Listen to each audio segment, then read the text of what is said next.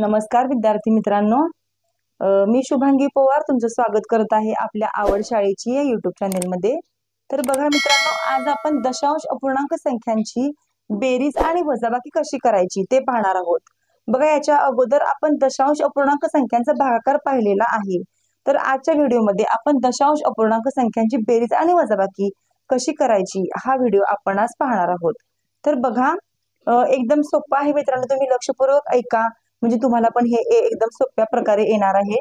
बघा, आता पहिल्यांदा आपण समजून घेऊया की दशांश अपूर्णांक म्हणजे काय समजून घेऊ। बघा, आता ही 5 ही संख्या काय आहे मित्रांनो?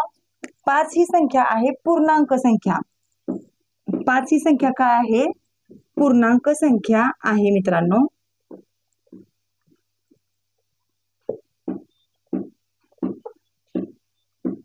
5 ही संख्या काय आहे? पूर्णांक संख्या आहे। तर बघा, आता जेव्हा या 5च्या अगोदर इथं 0.5 असतं तेव्हा याला आपण दशांश अपूर्णांक असं म्हणतो। याला आपण काय म्हणतो? दशांश अपूर्णांक असं म्हणतो मित्रांनो। बघा, हा जो पॉइंट दिलेला आहे इथं, हा जो पॉइंट दिलेला आहे या पॉइंटलाच मित्रांनो दशांश अपूर्णांक म्हणतात। या पॉइंटलाच काय म्हणतात? दशांश चिन्ह किंवा दशांश अपूर्णांक असं म्हणतात। 5 ही संख्या पूर्णांक संख्या आहे। 0.5 यालाच दशांश अपूर्णांक असं म्हणायचं असतं। तर बघा, आता जेव्हा आपण इथं 5च्या समोर जेव्हा पॉइंट देतो आणि 0 देतो तरी पण आपण याला दशांश अपूर्णांक म्हणू शकत नाही मित्रांनो। याला आपण पूर्णांक संख्याच म्हणू शकतो। याला आपण काय म्हणू शकतो? पूर्णांक संख्याच म्हणू शकतो। पण जेव्हा हा 0 अगोदर असेल आणि हा इथं पॉइंट असून मग 5 असेल तर याला आपण दशांश अपूर्णांक म्हणतो। फक्त हे विसरायचं नाही, याला आपण काय म्हणतो? दशांश अपूर्णांक असं म्हणतो। बघा, यालाच आपण काय म्हणतो? हा जो पॉइंट आहे याला दशांश अपूर्णांक असं म्हणायचं आहे। तर बघा, आता दशांश अपूर्णांक संख्यांची बेरीज आणि वजाबाकी कशी करायची ते आपण एकदम सोप्या पद्धतीने पाहूया। बघा, आता इथं संख्या घेतलेली आहे आपण 23.7 वजा 3.458 ही संख्या आपण इथे घेतलेली आहे मित्रांनो। तर बघा, आता याची फक्त मांडणी कशी करायची असते? पहिल्यांदा आपण ही संख्या लिहून घेऊ, 23.7।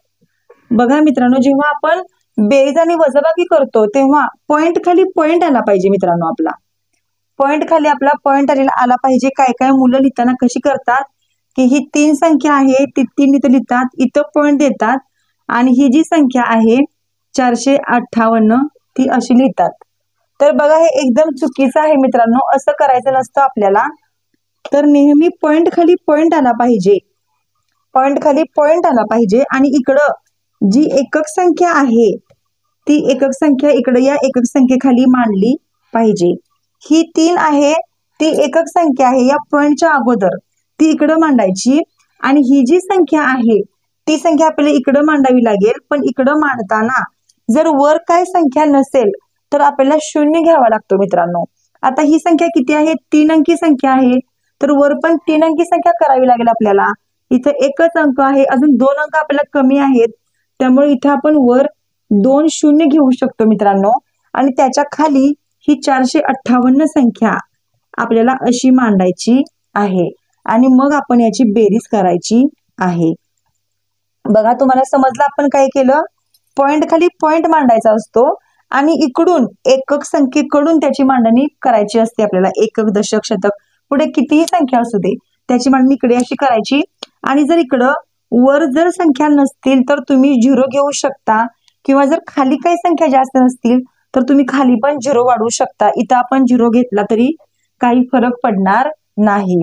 तर बघा, आता 8 आणि 0 होतात 8 मित्रांनो, 5 आणि 0 होतात 5, 7 आणि 4 बघा किती होतात? 11 होतात। 11शी 1 हचा आला 1, 3 आणि 3 6, हा 1 धरून 7।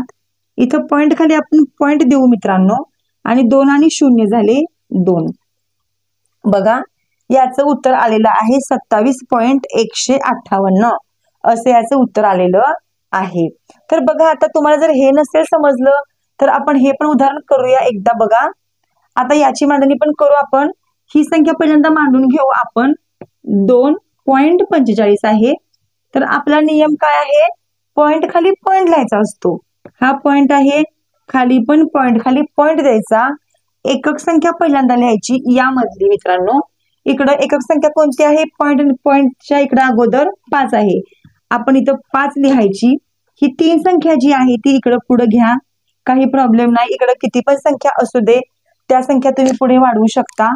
आता इथं 25 आहे, पॉइंट नंतर ती संख्या इथं 25 लिहायची आहे. यांची करायची आहे आपल्याला बेरीज. बघा 5 आणि 5 किती झाले, 10 झाले. 10 शी 0, हातचा आला 1, 4 आणि 2 6 आणि हातचा धरून 7 झाले मित्रांनो. पॉइंट खाली पॉइंट द्या, त्यानंतर 2 आणि 5 झाले 7 आणि हा 3 आहे तसा इथं घ्या, किंवा वर 0 घेतला तुम्ही तरी काही फरक पडणार नाही. तर बघा अशा प्रकारे आपण बेरीज कशी करायची दशांश पूर्णांक संख्यांची ते पाहिलं.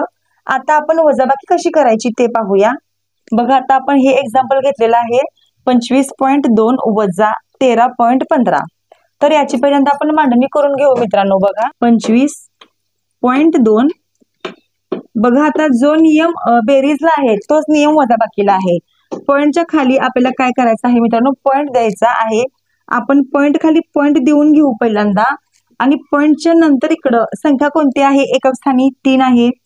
3 इथं लिहू, हा 1 इथं लिहूया आपण. आणि हे 15 लिहायचंय आपल्याला, इथं 1 लिहायचं, इथं 5 लिहायचं. बघा जेव्हा वर काय संख्या नसेल तर 0 घ्यावा लागतो आपल्याला. आता यांची करायची आहे वजाबाकी. बघा आता शून्यातनं 5 जात नाही, इथं आपल्याला हातच्याची वजाबाकी करावी लागेल मित्रांनो. शून्यातनं 5 जात नाही, या 2 कडून इकडे एक हातचा घ्यावा लागतो आपल्याला. हा 0 इथं लिहायचा. 10तून 5 गेले, इथं राहिले 5. या 2 मधून इकडे एक हातचा घेतला आपण, 2 मध्ये 1च राहिला. 1 मधून 1 गेले 0. हा पॉइंट इथं लिहायचा. त्यानंतर 5 मधून 3 गेले, राहिले 2. 2 मधून 1 गेला, राहिला 1. बघा अशा प्रकारे आपलं उत्तर 12.05 हे आलेलं आहे. तर बघा आता तुम्हाला जर हे नसेल समजलं तर आपण आणखीन एक एक्झाम्पल करून बघूया. पहिल्यांदा ही संख्या मांडून घेऊ आपण 543.2. त्याला वजाबाकी करायची आपण. बघा इथं पॉइंट खाली पॉइंट लिहायचा पहिल्यांदा, आणि पॉइंटच्या अगोदर संख्या इथं कोणती आहे 5, ती 5 लिहून घ्यायची. ही 3 आहे, 3 लिहून घ्यायची. इथे जर काय संख्या नसेल तर आपण 0 लिहिला तरी चालतो मित्रांनो. इकडे 14 संख्या आहे, 2च्या खाली 1 लिहायचा, 4 इकडे लिहायचं. इथं वर पण काही संख्या नाहीये, त्यामुळे इथं आपल्याला 0 लिहावा लागेल. आता यांची आपल्याला करायची आहे वजाबाकी. बघा इथं पण आपल्याला 0 मधून 4 घालवायचा आहे. 0तून 4 जात नाही, इथं पण आपल्याला हातच्याची वजाबाकी करावी लागेल. या 2 कडून इकडे एक हातचा घ्यावा लागतो. हा 0 इथं लिहायचा. 10तून 4 गेले, राहिले 6. त्यानंतर 2 मधून इकडे 1 घालवला आपण, इथं 1च राहिला.